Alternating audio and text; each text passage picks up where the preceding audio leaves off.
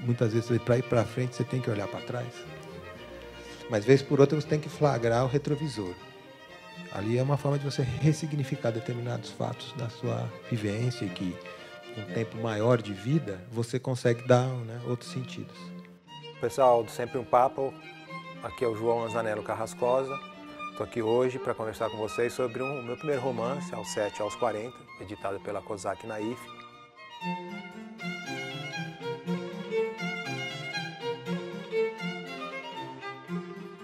Naquele dia, ele queria que o filho soubesse, como se fosse capaz de entender, que abaixo das palavras ditas, há sempre outras, silenciadas, que as desmentem, o quanto estava grato pelo seu retorno. E por isso, só lhe ocorreu perguntar como tinham sido aquelas férias, o que ele havia feito de mais divertido, o que vira de bonito no sítio do avô, dizendo com as palavras de cima o que desejava que dissessem as de baixo.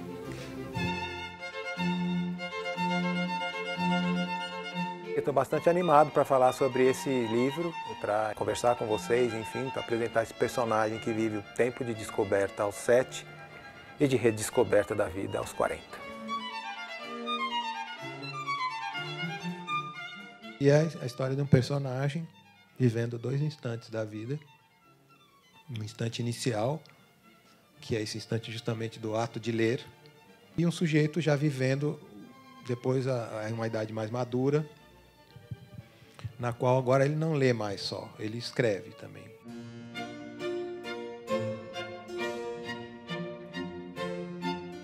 Sempre falar de literatura, independentemente de ser sobre minha obra ou da literatura em geral, é um prazer, é uma grande alegria, portanto, estar aqui. E estar aqui nesse momento é o lugar onde eu gostaria de estar agora. É sempre um prazer estar no Sempre um Papo, e é um projeto que já vem há muito tempo trazendo o melhor da literatura brasileira, contato com o público, lançamento de livros, diálogos interessantes e interativos com a plateia em vários lugares do Brasil. Já tem uma grande tradição, é sempre bom a gente estar presente, falando da nossa obra ou estando na plateia. São sempre encontros maravilhosos. E agora, nesse projeto novo, Nova Literatura Brasileira, que congrega aí escritores que receberam bolsas de criação literária da Petrobras, a gente tem, de fato, um conjunto de autores que dão conta de mostrar esse painel plural, rico, que a gente vê sendo feito hoje na literatura brasileira.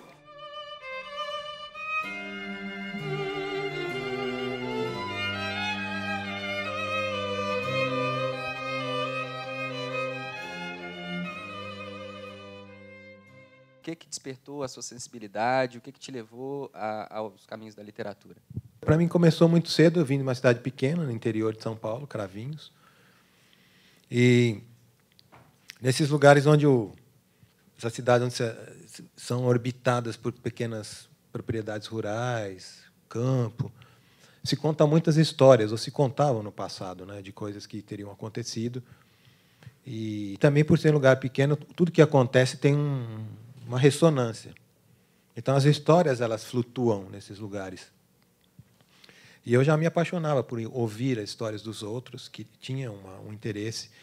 Então, a minha aproximação com a literatura foi primeiro pela narrativa oral, ouvindo histórias que eram contadas ali pelas pessoas, dentro do meu próprio núcleo familiar, mas na região toda, né, enfim, na cidade. E depois, obviamente, com o aprendizado da leitura com as palavras, daí o aprofundamento na literatura. Primeiro como leitor, eu me coloco sempre na posição de leitor. Acho que o escritor só se torna escritor à medida que ele primeiro aprende a ler. Isso aparece um pouco nesse livro também, que a gente vai falar depois, por conta de você começar a ler também além das palavras, ler o que as pessoas fazem, ler o que os gestos delas revelam. E depois também elas, como textos, também vão se fazendo, vão se escrevendo para os outros. E aí também a gente vai fazendo uma literatura que pode dialogar com essas pessoas, que pode trazer outros textos dentro do nosso texto. E tive muita sorte também, porque na cidade onde eu vivi, tinham bibliotecas, nos colégios onde eu estudei tinham bibliotecas, eu pude ler dentro da minha própria casa, minha mãe tinha uma pequena biblioteca. Então, quando você começa a se apaixonar por histórias, você encontra, vamos dizer, aquilo que vai te dar o prazer de continuar nessa descoberta, eu acho que amplia mais, né, o seu desejo. E a sua trajetória como carreira? À medida que eu vinha trabalhando na publicidade, quando eu me formei com 21 anos, alguns anos depois, 4, 5 anos depois, eu já era professor universitário. E gostei de estar na universidade, porque tinha querência de aprender. Eu acho que o professor é aquele que quer aprender, por isso que ele acaba depois ensinando. E aí fui seguindo, e eu já tinha uma obra literária mais ou menos regularmente produzida, não tinha publicação ainda em livro, mas sim nos suplementos que existiam na época, as maneiras que você tinha de publicar em jornais, revistas literárias. E aí essas carreiras foram seguindo na paralela, né? Na verdade, foram 3 linhas, que hora eu cuidava de uma, hora de outra, e elas seguiram até agora. Hoje, particularmente, tenho mais tempo para a literatura, que eu resolvi me dedicar mais a ela. Ainda ampliei um tempo também para a universidade e diminuí o tempo para a publicidade, porque, no entanto, como redator publicitário, eu tinha que fazer uma outra dosagem, né? Eu tinha que estar mais tempo em agência, me dedicando à publicidade, um pouco menos à universidade, porque, às vezes, os horários eram também coincidentes, mas tinha as manhãs para fazer literatura. Hoje, a carreira mudou um pouco nesse sentido. Não é muito comum, né, você ter várias carreiras ao mesmo tempo. Mas elas me ajudaram, foram, de certa maneira, águas que se misturaram ali e dão, não sei, talvez dê um efeito diferente. Antes de encontrar a publicidade, você já tinha um anseio literário? Já escrevia mesmo que por hobby, alguma coisa assim? Sim. Como eu estava falando, quando eu despertei para a literatura, né, no interior, cidade pequena, comecei a ler, eu depois, com o tempo, queria contar minhas histórias também. Entrar na USP, em São Paulo, onde fui fazer publicidade e propaganda, Escola de Comunicação e Artes, que eu entrei, eu já tinha publicado, quer dizer, já tinha participado de concurso com contos, pequenas histórias que eu estava construindo, tal, embora meu início mesmo tenha sido dado pela poesia, né? Com 14, 15 anos, eu estava fazendo poesia, tal, mas se bem que dizem que todo jovem faz poesia, né? Trabalhar com os afetos, tá? O duro é contar a história. Você não encontra nenhum jovem com 15 fazendo um romance, né? Precisa ter mais lastro de vida, tal. Mas daí da poesia eu já pulei, comecei a fazer as pequenas histórias. Naquele tempo, né? Já está distante. Você tinha os concursos literários que ainda tem hoje, mas eram pequena quantidade e poucos suplementos onde você podia publicar. Você era um escritor inédito.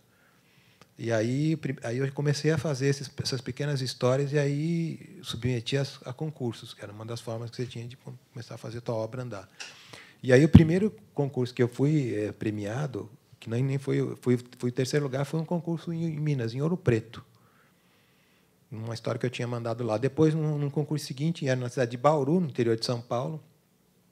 Daí eu tive um conto premiado em primeiro lugar. E aí comecei a participar. Tá? Quando fui para São Paulo fazer publicidade e propaganda, eu já tinha em mim que eu era um escritor, que eu seria, porque o escritor não é só aquele que está fazendo, né? Mas que está se escrevendo também. Eu ia correndo à vida. Aos 7, a gente é assim. Pula de um doce para um brinquedo, de um brinquedo para uma tristeza. Tudo rápido, no demorado da infância. O mundo, então, era aquele sabor em minha boca. Eu concentrada em mastigar, querendo outra e mais outra, satisfeito de estar ali, fiel ao meu instante. E esse primeiro romance? Então, aos 7 aos 40, ele é um livro, né? Já até falei um pouco isso. Ele tem um título um pouco literal, mas era isso que eu queria que ele tivesse mesmo.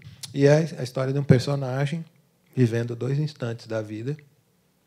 Um instante inicial, que é esse instante justamente do ato de ler.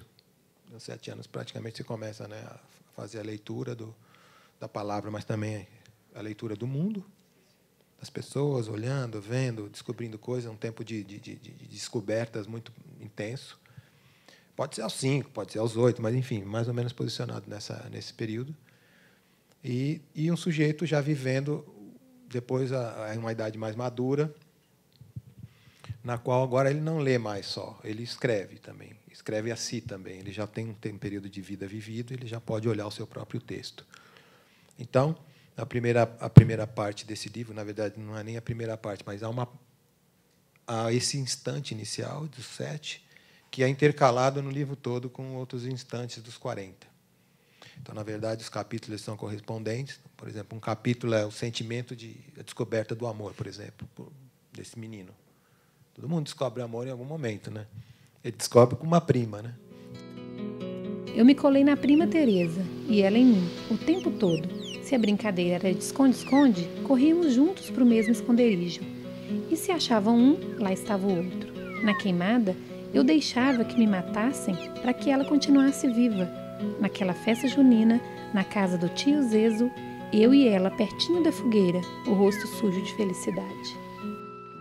Depois, correspondentemente à idade já mais madura, como é que ele descobre o amor? Como é que é o amor para ele com um homem de 40 anos? O que significa para ele? É um ato? É um sentimento ou é uma ação? É um aprendizado? É uma escolha? Como é que é? Então, eu faço sempre quadros que são, de certa maneira, coincidentes. Então, esse menino, como que ele vê a morte? Como que, sabendo que vai ter uma morte, né? Ele vai ter a morte de um vizinho, tal, ele vai descobrir que... Então, adulto, como que a gente lida com a morte? Né? Já com os 40, no qual você já tem um período percorrido também, e no qual você sabe, nesse período, que você também tem menos tempo para frente. O seu texto pode terminar a qualquer hora, como podia ter terminado no passado, mas não terminou. Então, você continua fluindo. Então, esse livro ele vai fazendo esse jogo de espelhamento entre o que esse sujeito vive no período de infância e o que ele vive na idade já mais da maturidade, uma idade mais, vamos dizer assim, da razão. E esse espelhamento também no livro, ele pontua 2 conflitos. O conflito de você estar tendo o primeiro embate com o mundo, quando você está na sua infância, e o período depois dessa idade no qual ele já tem o passado também para considerar.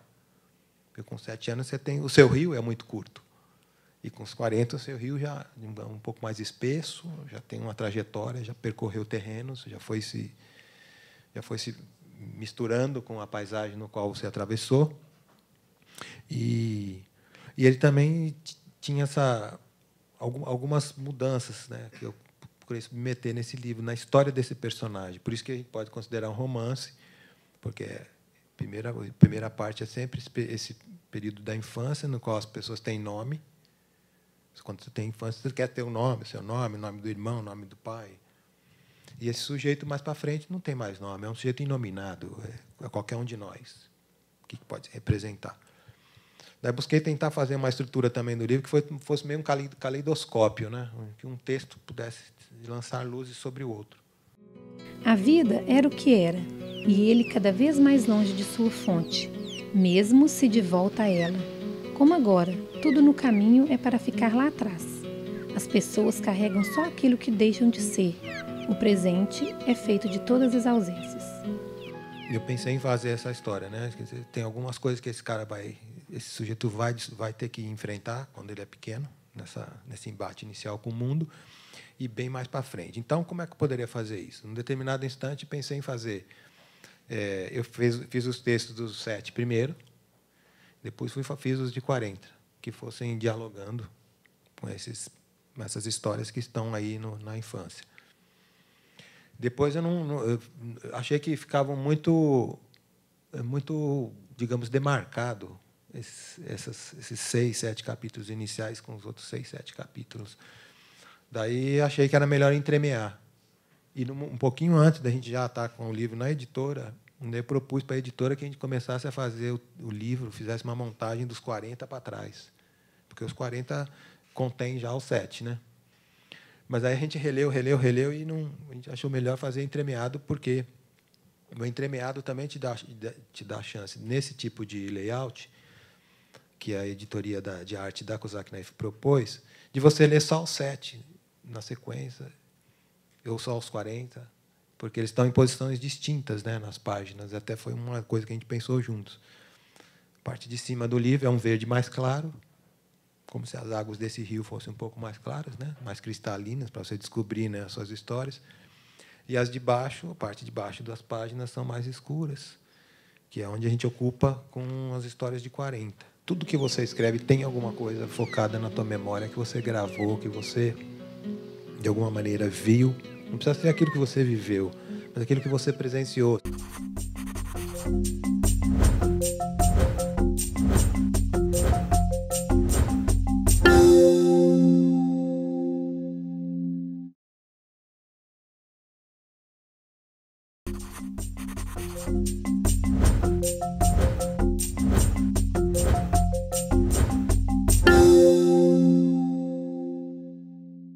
Eu frequento Sempre um Papo há um tempo e é uma honra receber o Carrascosa aqui hoje, que é um escritor de primeira linha no Brasil.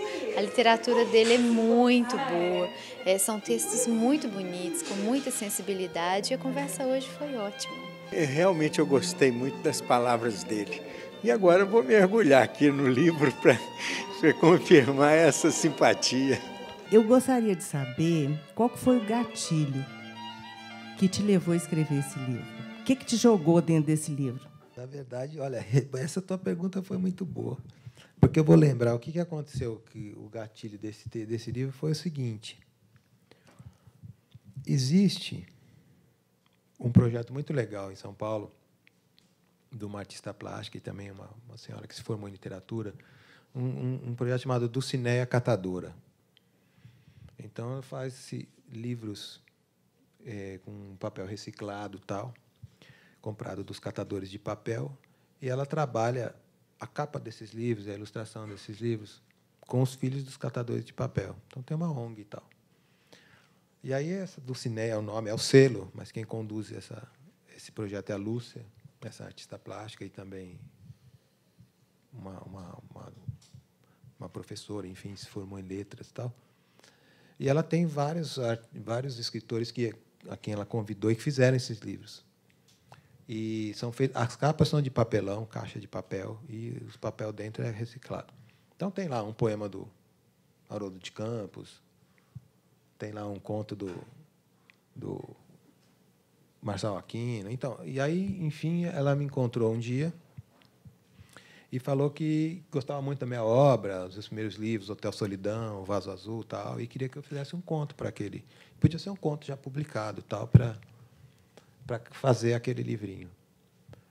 Daí eu falei, bom, isso pode ser um conto já publicado, tal. Eu pensei um conto que tinha um conto da infância, tal, porque as crianças poderiam ler também aquilo. E aquilo era muito artesanal. Ela faz 30 livrinhos à mão, 30 crianças pintam, cada uma é uma capa diferente da outra, de forma que, se você tiver um daquele, só você tem aquele. Aí, quando eu peguei uma história que eu tinha escrito, eu falei, mas eu vou dar uma coisa para ela que, de alguma forma, já existe. Eu vou fazer uma outra história. Aí, eu li aquela história e era um conto que se passava na infância, de um personagem. Aí eu construí um outro texto, que era um dos capítulos que estão aqui.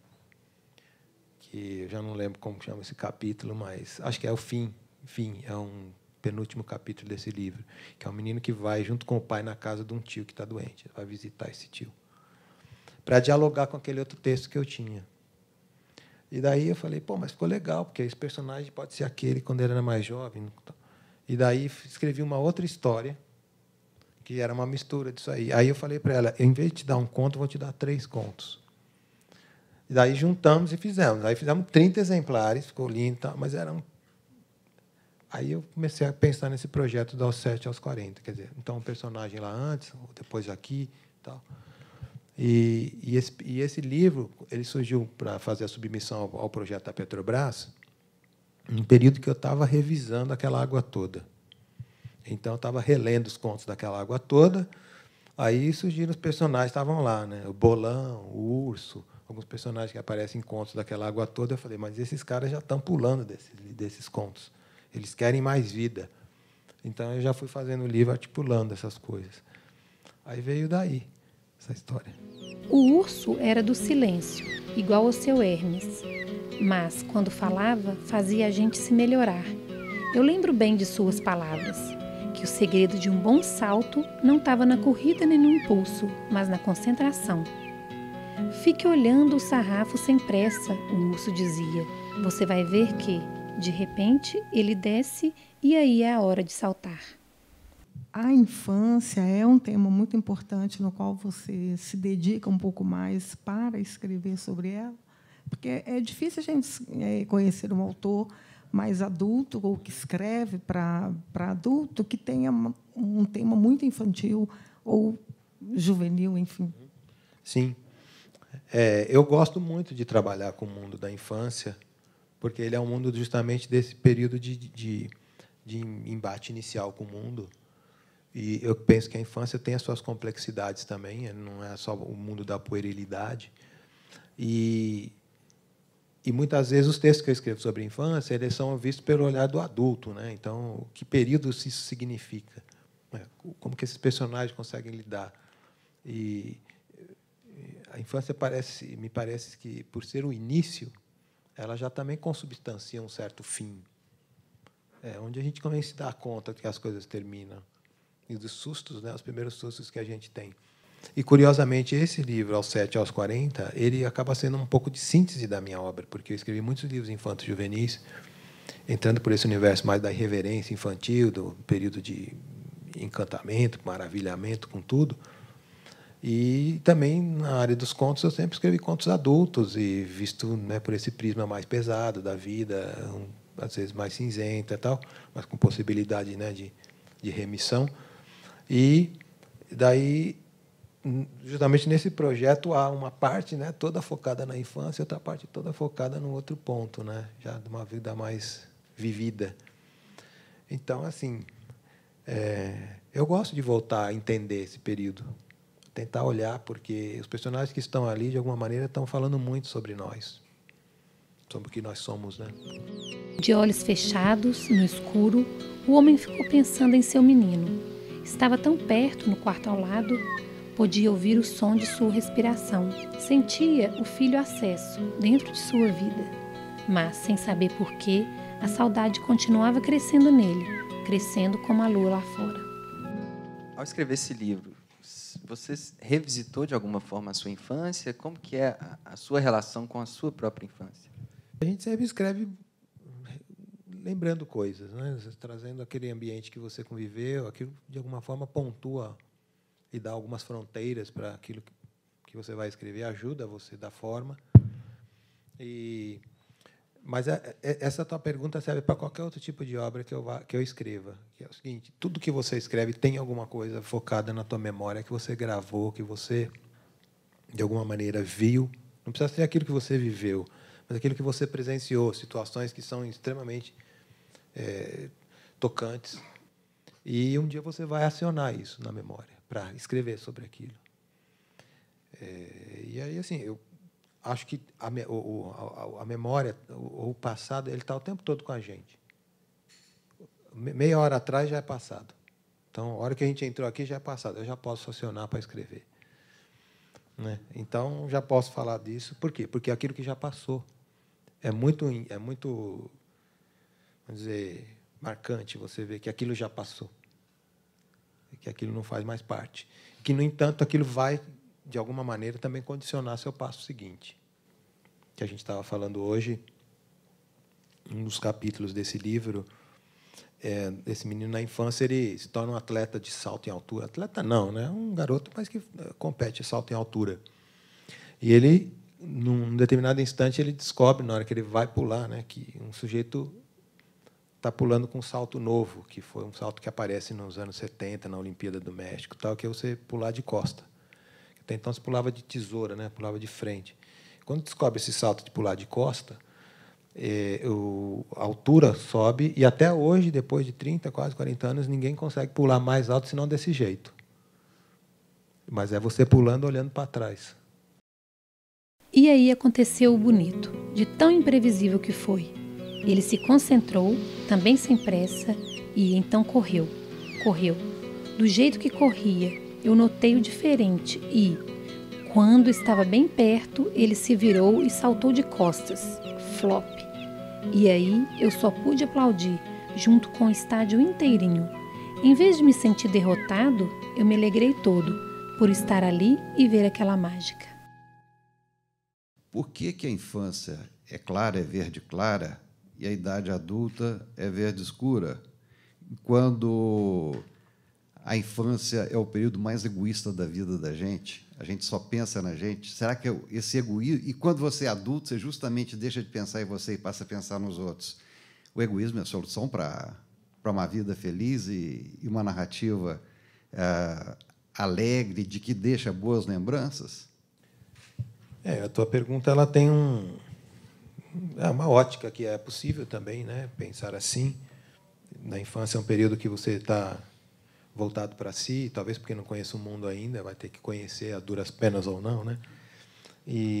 Mas, como a gente estava falando, a perspectiva de quem, né, construiu comigo, né, a editora de arte dessa editora, da Kozak Naif, foi pensar a infância como um espaço ainda de não conhecer totalmente as coisas, então de ter esperança de que muitas coisas são possíveis de ser mudadas. E quando você vai chegando um pouco mais na idade adulta, você vê que certas coisas são imutáveis, como, por exemplo, a morte. Não há como vencer a morte. A morte é a morte.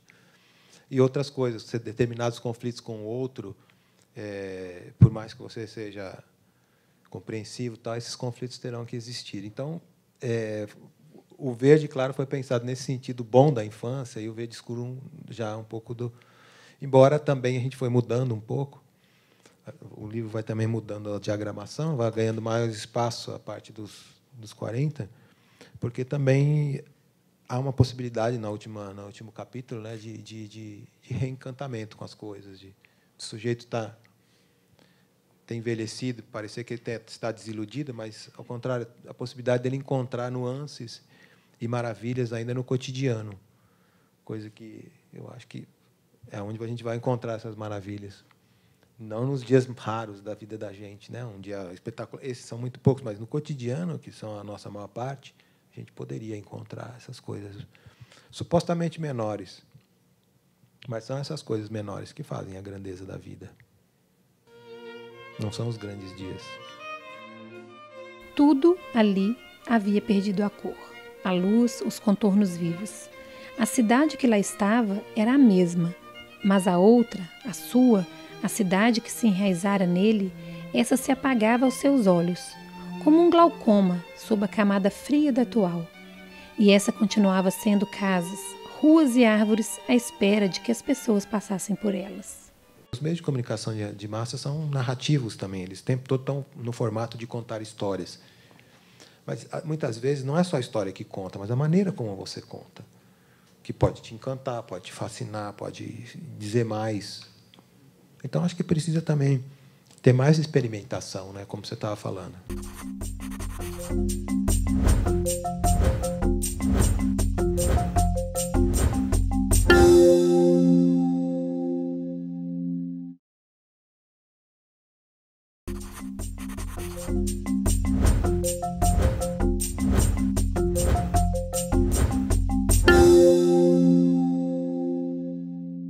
Eu acho que o texto do João é um texto sensível, ao mesmo tempo com muita força, que faz uma convocação para a gente pensar na infância, nos afetos, como ele afirmou tantas vezes, né? Isso pela palavra. É uma pessoa que gosta de fazer a leitura dos semelhantes, né? De traduzir isso para a literatura, e eu acho que isso é muito interessante.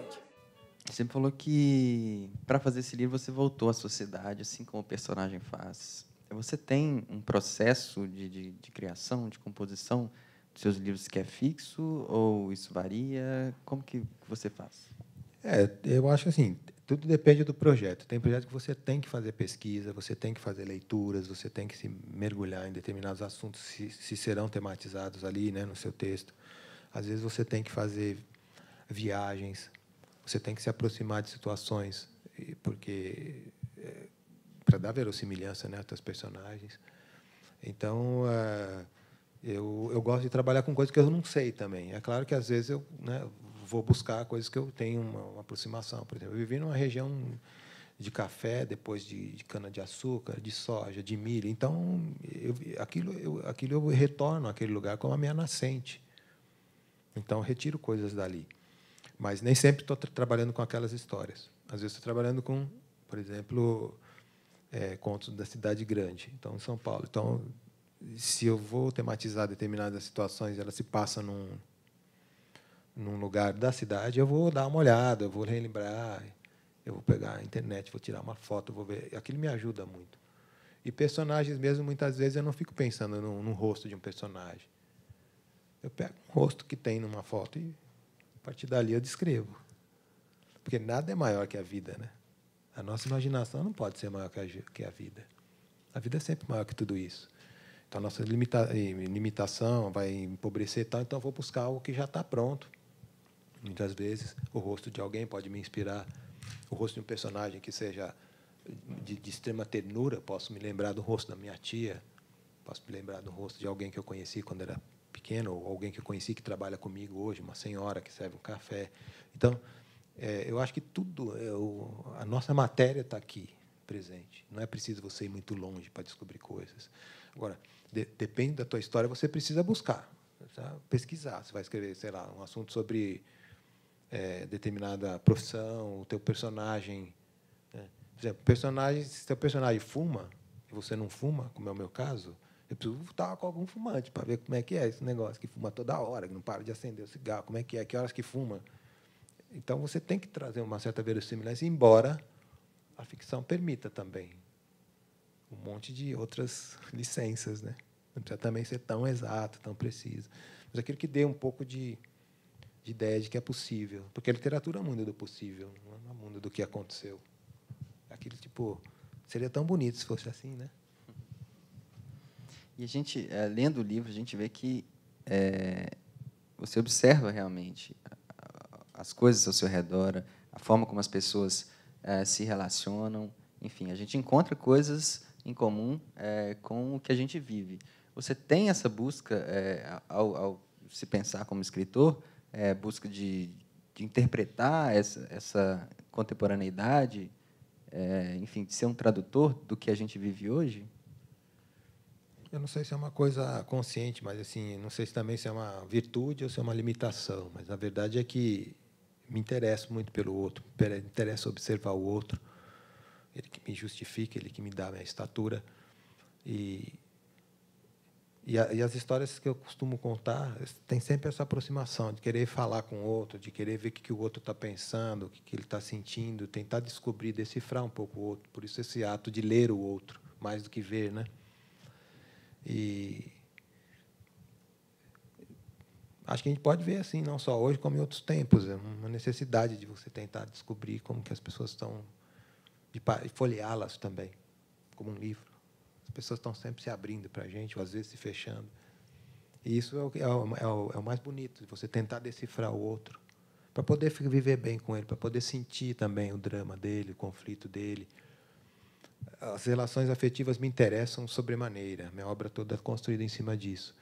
Há pouco tempo fui numa escola falar desse livro de contos, Aquela Água Toda. Aí tinha lá as crianças, lá não eram nem crianças, já eram meninos lá do ensino médio, 14, 15 anos. Aí eles falaram, mas isso é muito parecido com o que acontece na vida da gente. E como é que isso é bacana, né? Porque aí eles falaram, não, mas que a gente vai ver uns filmes de vampiro, uns filmes de robô, tal, essas coisas estão muito diferentes, porque o cinema cada vez mais é ilusão, né? Então eu falo, mas esse negócio que você escreve aí tem a ver mesmo, né, com a gente, né? A gente vê o nosso pai, a nossa mãe sofrendo, a gente vê um irmão, vê um amigo, vê um namorado, vê coisas acontecendo, aprendendo a ver essas coisas aprendendo a conviver, né, com essas coisas diferentes da gente. Então é bacana também. Eu sei que há outras formas de fazer literatura, pessoas que fazem uma obra muito bem escrita por outros caminhos. Mas, como eu te disse, é uma virtude ou é uma limitação, se não ambos, né? A gente vê a forma como os personagens, eles, enfim, no texto eles relatam uma afeição, às vezes, de um personagem ao outro, mas quando os dois personagens se encontram, essa afeição ela não é expressada da forma como ela é sentida. Ela é bem mais leve, bem mais talvez superficial, assim, no âmbito dos atos, mas no sentido ela é muito intensa. E isso é... As histórias são sempre lentas, elas acontecem devagar.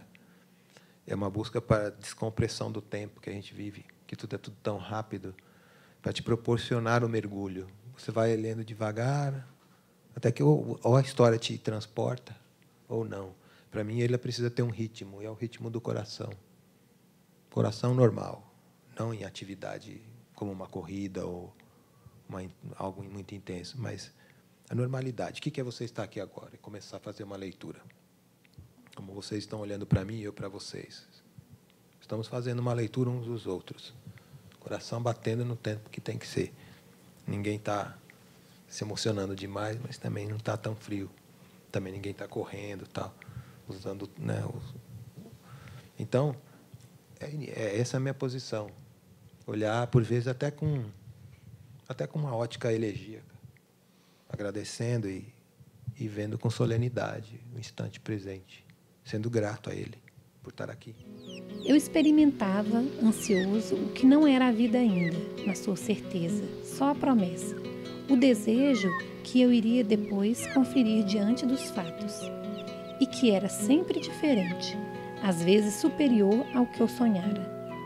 Tanto era o meu querer que, num instante, estávamos no dia seguinte. Tem algum tema assim que você tem dificuldade para escrever sobre ele? Né? Já se deparou em algum momento e falou assim, poxa, morte é um negócio complicado demais para escrever. Tem alguma coisa assim? Eu nunca pensei se tinha algum tema que eu não enfrentei, mas assim, matar eu mato, não tem problema. Morte não tem problema. Aliás, eu acho que os escritores têm uma vivência muito próxima com a morte o tempo todo, porque eles, às vezes você morre junto com o seu personagem. Você sofre assim como ele, você se enche de compaixão por vezes. E tem as obsessões, né? Alguns temas eu gosto de trabalhar, não sei nem sei o que eu gosto, é o que tem.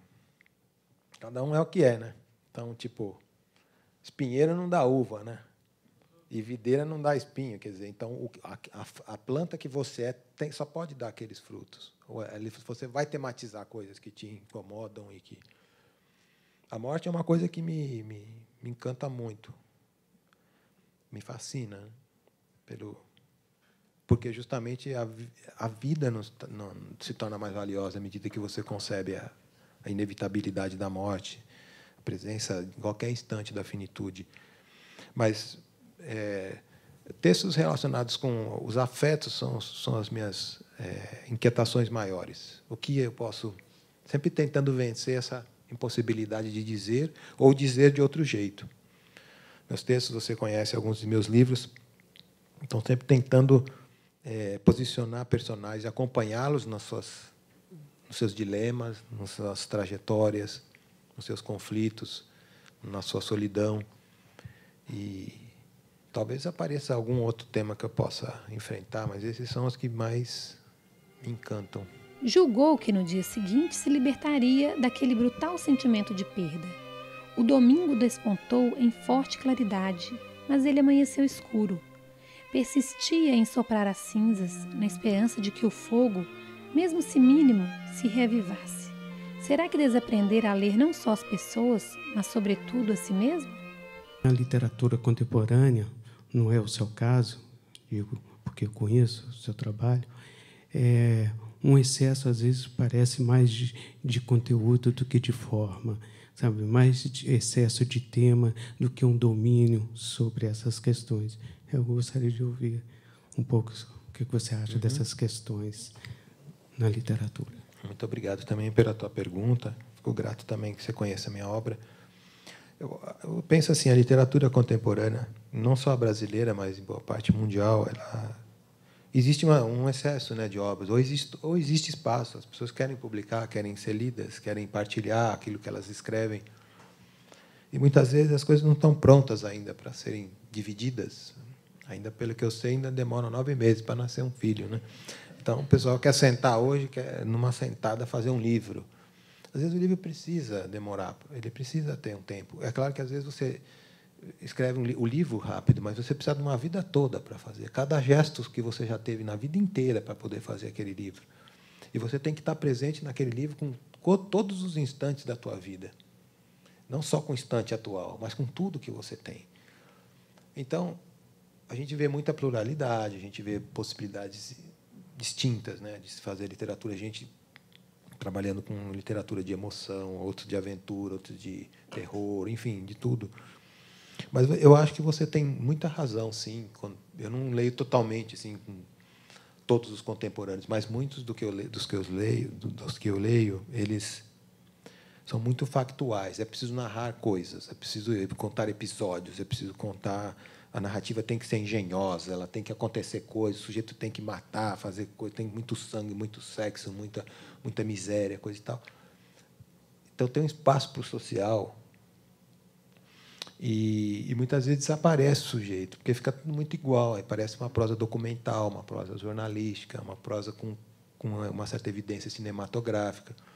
Eu acho que a história, pelo menos no meu caso, eu penso que a história pede certas maneiras de contar.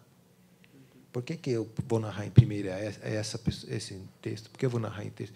Eu acho que a história me pede. Então, eu fico tentando ouvir o que a história está pedindo, porque eu poderia narrá-la de outras maneiras. E eu acho que, talvez, com falta de tempo, tal, muitos estão sentando e já fazendo. E aí, depois, alguns, né, refazem, trabalham outras versões do texto. Tal. Eu acho que não pode ter preguiça. Eu acho que o texto precisa... Você precisa medir um pouco para que mundo você está indo. E talvez tenha um pouco da ligação com as narrativas mesmo, porque os meios de comunicação de massa são narrativos também. Eles o tempo todo estão no formato de contar histórias. Mas, muitas vezes, não é só a história que conta, mas a maneira como você conta, que pode te encantar, pode te fascinar, pode dizer mais. Então, acho que precisa também ter mais experimentação, né, como você estava falando. Não sei, nesse livro eu tentei trabalhar, explorar um pouco a forma um pouco distinta do romance mais mainstream, né, mais convencional, que precisa ser capítulo a capítulo, tal, ou pode ser até ter alguns flashbacks no meio, tal, mas ele tem esse tom mais linear. E eu acho que pode, se a sua história pedir isso, você, né, então acho que a gente tem que ouvir um pouco as histórias também para elas trazerem, né, esse universo. Alguns contos eu procuro trabalhar como se eles tivessem silenciadores. Sabe quando tem uma arma que você coloca o silenciador, que você não ouve o estampido? Aqui você tem histórias com dramas, com dores muito pungentes, como outros também escrevem assim.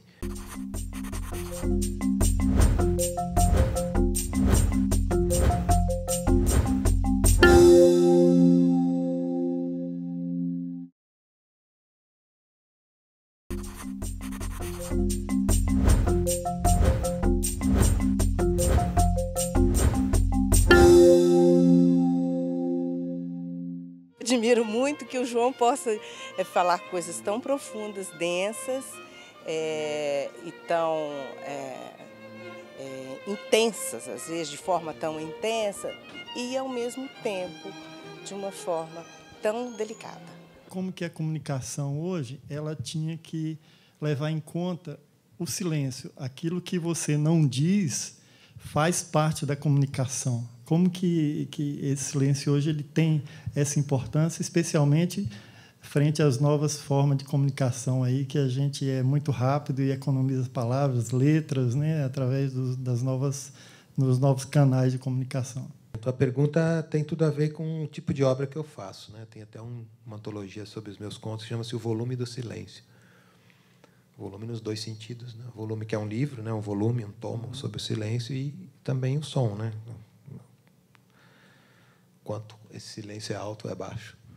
Eu gosto muito de trabalhar com silêncio, porque quando eu fico muito em silêncio eu consigo ouvir as histórias que vem vindo, porque você também é acolhido, né? Você também é fascinado. Uma história te atrai. Entre tantas histórias que eu poderia contar, tem uma que eu tenho que parar para contar. Então, eu quero ouvir qual que é mais forte, para poder contar, poder tentar partilhar com os demais. Então, aquilo que a gente diz, de fato, está impregnado de silêncio. E muito do que a gente diz acaba sendo desmentido pelo silêncio. E isso mostra que a maneira, né, as condições de produção daquilo que a gente está dizendo nem sempre propiciam a gente a dizer aquilo que, de fato, gostaria de dizer. Então, as palavras vão também se esvaziando, né? A gente estava falando isso. Pô, você diz eu te amo, as pessoas dizem eu te amo assim, a qualquer hora, né? Tem um cachorro, eu te amo, né? Aí, né, qualquer coisa eu te amo. Então, eu prefiro uma frase de um poeta, Heine, poeta alemão, que diz assim, te amarei eternamente, e ainda depois. Esse ainda depois é maravilhoso, né? Mas, assim, às vezes você pode dizer que ama uma pessoa sem falar. E esse é o que eu procuro colocar nos meus personagens. Há um afeto entre eles, entre pai e filho, entre marido e mulher, que eles não estão dizendo que se amam com palavras, mas estão. O silêncio acrescentaria coerência? Eu acho que o silêncio ele faz uma espécie de amarração, né? Como a própria música. Você tem um som, e se você tivesse outro som na sequência e não tivesse nenhum silêncio, você teria uma massa de música, talvez, impossível de ser metabolizada. Então, faz parte da música o silêncio também. Assim como eu acho que, na literatura, o silêncio faz parte. Tem um trecho nesse livro que eu falo um pouco desse silêncio, de palavras que estão abaixo de outras palavras ali penduradas, que estão dizendo também, estão reverberando dentro de nós. Você, quando olha uma pessoa, você se movimenta, você se aproxima, você coloca um copo na frente de uma pessoa, enfim, com determinados gestos, você pode estar dizendo o quanto você gosta dessa pessoa, muito mais do que as palavras com as quais a gente está acostumado a dizer isso, e que, de certa maneira, já não dizem mais, já são incapazes de dizer. Se tornaram vazias, se caíram numa certa redundância, se tornaram grau zero, né, da escritura. Então, eu acho que há espaço para a gente falar de outro jeito. São outras linguagens que a gente precisa aprender a ler no mundo que a gente vive. Às vezes as pessoas estão sorrindo para a gente, mas a gente não sabe. A gente acha que elas estão felizes, mas um sorriso não significa felicidade. Pode significar outra coisa. Então, é isso que eu te respondo, que eu penso. Eu acho que algumas histórias também, e eu procuro escrever dessa forma, alguns contos, eu procuro trabalhar como se eles tivessem silenciadores. Sabe quando tem uma arma que você coloca o silenciador, que você não ouve o estampido? Aqui você tem histórias com dramas, com dores muito pungentes, como outros também escrevem assim. Mas por que gritar a dor? Por que não tentar segurar e entender que a dor não precisa estar gritando para dizer que ela está ali? Então, mais ou menos, eu procuro trabalhar desse jeito. Eu sei que há outros escritores que não fazem assim, cada um com a sua característica, o seu estilo, tal. Mas isso é uma coisa que acho que vem desse tempo, vem dos lugares que eu vim também. De cidades pequenas, você está na cama e você ouve o galo, você ouve o vento passando nas árvores. O dia que você não ouve o vento, você sabe que não tem vento, que não está frio. Então, você descobre um monte de outras coisas sem precisar das palavras. Aí você descobre que é hora de acordar, porque você sente aquele cheiro de café sendo coado, pão de queijo aqui, né? Aí, então, eu acho que isso fez muito bem para mim. Embora hoje eu vivo já há muitos anos numa cidade grande, uma metrópole, mas eu procuro também, sempre que eu posso, ficar longe de tudo. Porque, se a gente não ouve a si mesmo, é difícil a gente ouvir o outro. Se a gente não sabe quem a gente é, como que a gente pode saber quem é o outro? E que a gente pode também querer cobrar do outro, se a gente nem sabe quem a gente é. Se a gente não se ouve. Eu penso muito, como você falou, nessas várias possibilidades hoje de a gente ler, dos meios de comunicação, internet, essa algaravia que tem. Mas a gente fica pensando, a gente acessa o outro, acessa redes sociais, acessa e-mail, acessa chefes e filhos, o tempo todo com os aparelhos, e muitas vezes a gente não acessa nós mesmos, ou pelo menos o nosso coração. Quem sou eu? Entrar em conexão comigo, entrar em um profundo estado de estar comigo. Isso não é solidão, isso é solitude. Estar bem e só consigo. É preciso esse período também. Mas, como a gente sabe, eu vim da publicidade. A gente está no mundo da comunicação. O tempo todo você está sendo, digamos, rodeado por vamos dizer, sereias, né, do mundo midiático querendo falar, querendo puxar sua atenção. Mas você tem que também estar atento para si. Será que ele também, nesses anos todos, quantas coisas não teria vivido? Será que ele sentia aquelas inquietações margeando, molhando seu presente, a força da infância fluir, rumorosa e gorgolejante, como uma queda d'água em seu pensamento? Não, não sabia nem de si. Queria, por vezes, ser um outro para se ver de fora, assistir-se nas suas ações. Ele que era seus muitos erros. No período que eu trabalhava nas 3 frentes, publicidade, universidade e literatura, eu acordava às 5h30 da manhã para escrever. Aí escrevia 1h30, daí ia para a agência de propaganda, na qual eu não tinha mais nenhum espaço para pensar na minha literatura. E aí, à noite, às vezes, um dia eu dava aula na faculdade, outro dia de manhã eu dava aula também.